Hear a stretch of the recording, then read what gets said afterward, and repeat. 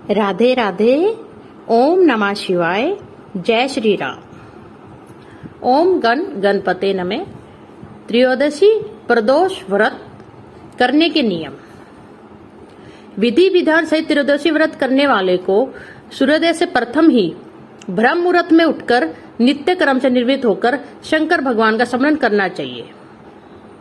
व्रत वाले दिन भोजन नहीं करना चाहिए। सायंकाल को जब सूर्यास्त में घंटा भर शेष रहे तब स्नान आदि कर्मों से निर्वृत्त होकर श्वेत वस्त्र धारण कर व पूजन के स्थान को स्वच्छ जल और गाय के गोबर से लीप कर मंडप को भली भांति सजाकर 5 रंगों को मिलाकर पद्म पुष्प की आकृति बनाकर कुशा का आसन पर पूर्व तथा उत्तर दिशा से विमुख होकर आसन पर बैठें और शंकर भगवान का पूजन करें। ओम नमः शिवाय इस मंत्र को पढ़कर जल चढ़ावें और ऋतु फल अर्पण करें। अब हम जानते हैं कि प्रदोष जो काल है वो किसे बोला जाता है। सायंकाल के पश्चात और रात्रि आने से पूर्व दोनों के बीच का संध्या समय का जो वक्र होता है उसे ही प्रदोष कहते हैं। सूर्यास्त जब होता है उससे 1.5 घंटा पहले और 1.5 घंटा बाद के समय को प्रदोष काल कहा जाता है। त्रयोदशी व्रत महात्म्य। त्रयोदशी उर्फ प्रदोष का व्रत करने वाला मनुष्य सदा सुखी रहता है। उसके संपूर्ण पापों का नाश इस व्रत से हो जाता है। इस व्रत के करने से विधवा स्त्रियों को अधर्म से गिलानी होती है और सुहागन नारियों का सुहाग सदा अटल रहता है। बंदी कारागार से छूट जाता है। जो स्त्री पुरुष जिस कामना को लेकर इस व्रत को करते हैं उनकी सभी कामनाएं कैलाशपति शंकर पूरी करते हैं। सूर्य जी कहते हैं त्रयोदशी का व्रत करने वाले को 100 गौ दान का फल प्राप्त होता है।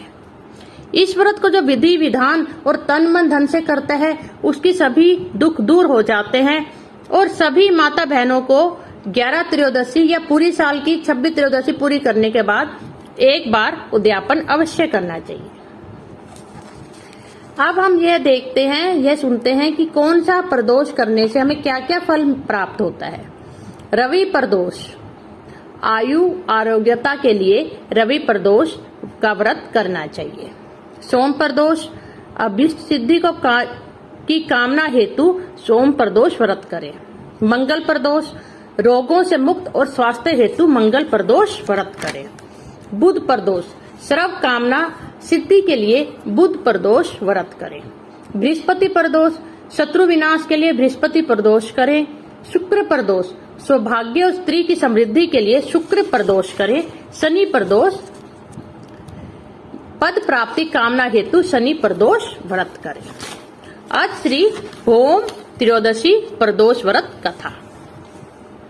सूत जी बोले, अब मैं मंगल त्रयोदशी प्रदोष व्रत का विधान विधि सहित कहता हूँ। मंगलवार का दिन व्याधियों का नाशक है। इस व्रत में एक समय व्यक्ति को गेहूं और गुड़ का भोजन करना चाहिए। देव प्रतिमा पर लाल रंग का फूल चढ़ाना और स्वयं लाल वस्त्र धारण करने चाहिए। इस व्रत के करने से मनुष्य सभी पापों व रोगों से मुक्त हो जाता है। इसमें किसी प्रकार का कोई भी संशय नहीं है। अब मैं आपको उस बुढ़िया की कथा सुनाता हूँ जिसने यह व्रत किया, वह मोक्ष को प्राप्त हुई। अत्यंत प्राचीन काल की घटना है। एक नगर में एक बुढ़िया रहती थी। उसके मंगलिया नाम का एक पुत्र था। वृद्धा को हनुमान जी पर बड़ी श्रद्धा थी। वह प्रत्येक मंगलवार को हनुमान जी का व्रत रखकर यथाविधि उनका भोग लगाती थी। इसके अलावा मंगलवार को ना तो वह घर लीपती थी और ना ही मिट्टी खोदती थी। इसी प्रकार से व्रत रखते हुए जब उसे काफी दिन बीत गए तो हनुमान जी ने सोचा कि चलो आज इस वृद्धा की श्रद्धा की परीक्षा ली जाए। वे साधु का वेश बनाकर उसके द्वार पर जा पहुंचे और पुकारा, है कोई हनुमान का भक्त जो हमारी इच्छा पूरी करे। वृद्धा ने पुकार सुनकर बाहर आई और पूछा कि महाराज क्या आज्ञा है। साधु वेशधारी हनुमान जी बोले कि मैं बहुत भूखा हूँ, भोजन खाऊंगा, तू थोड़ी सी जमीन लीप दे। वृद्धा बड़ी दुविधा में पड़ गई। अंत में हाथ जोड़कर प्रार्थना की, हे महाराज, लीपने और मिट्टी खोदने के अतिरिक्त जो काम आप कहें वह मैं करने को तैयार हूँ। साधु ने 3 बार प्रतिज्ञा कराई। 3 बार प्रतिज्ञा कराने के बाद कहा, तू अपने बेटे को बुला, मैं उसे औंधा लिटाकर उसकी पीठ पर आग जलाकर भोजन बनाऊंगा। वृद्धा ने सुना तो उसके पैरों तले की धरती खिसक गई, मगर वह वचन हार चुकी थी। उसने मंगलिया को पुकारकर साधु महाराज के हवाले कर दिया, मगर साधु ऐसे ही मानने वाले ना थे। उन्होंने वृद्धा के हाथों से ही मंगलिया को औंधा लिटाकर उसके पीठ पर आग जलवाई। आग जलाकर दुखी मन से वृद्धा अपने घर के अंदर जा घुसी। साधु जब भोजन बना चुका तो उसने वृद्धा को बुलाकर कहा कि वह मंगलिया को पुकारे ताकि वह भी आकर भोग लगा ले। वृद्धा आंखों में आंसू भरकर कहने लगी कि अब उसका नाम लेके मेरे हृदय को और ना दुखाओ, लेकिन साधु महाराज ना माने तो वृद्धा को भोजन के लिए मंगलिया को पुकारना पड़ा। पुकारने की देर थी कि मंगलिया बाहर से हंसता हुआ घर में दौड़ा आया। मंगलिया को जीता जागता देखकर वृद्धा को सुखद आश्चर्य हुआ।